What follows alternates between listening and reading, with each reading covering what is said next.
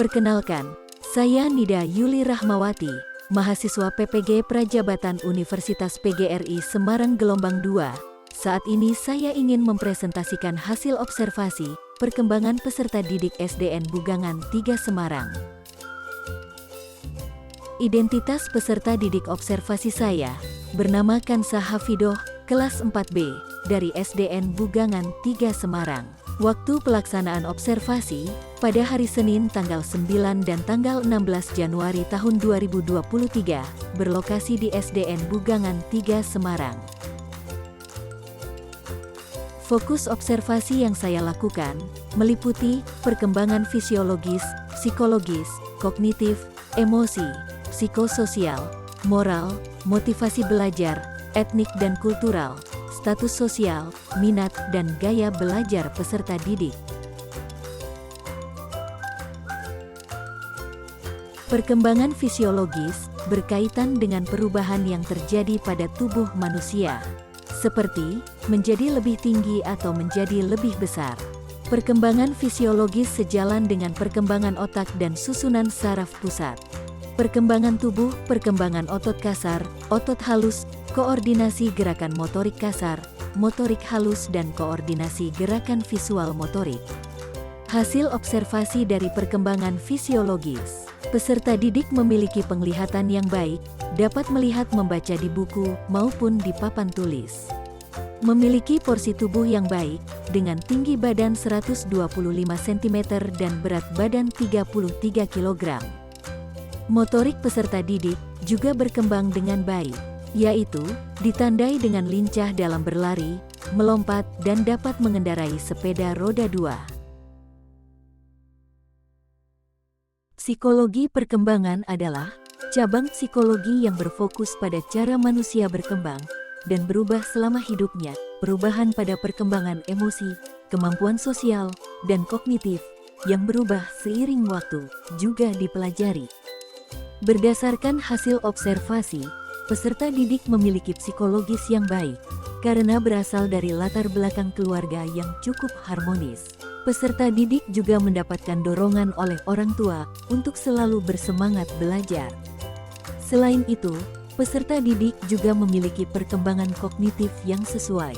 Hasil observasi menunjukkan bahwa peserta didik merupakan siswa yang aktif dalam pembelajaran, mudah memahami pembelajaran, dan aktif dalam kegiatan. Hasil observasi menunjukkan bahwa peserta didik memiliki kemampuan mengendalikan emosi dan mampu menyelesaikan masalahnya dengan baik.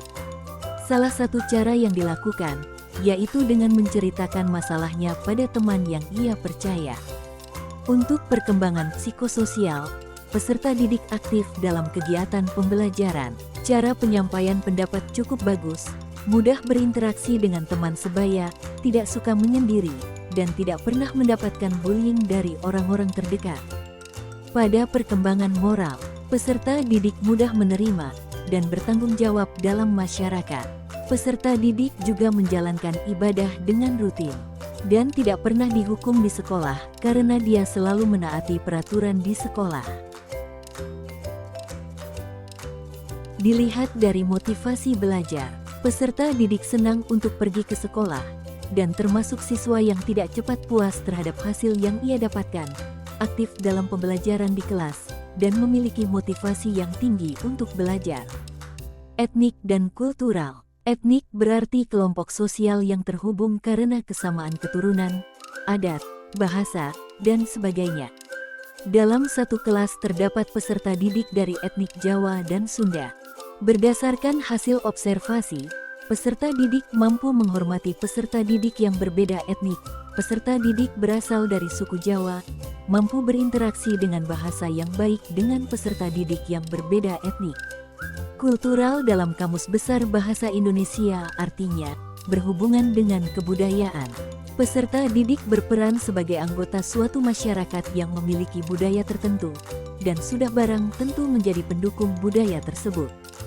Sesuai hasil observasi, peserta didik konsisten untuk menerapkan kebiasaan berdoa bersama sebelum memulai pembelajaran, dan menerapkan 5S, senyum, salam, sapa, sopan, dan santun, di lingkungan sekolah.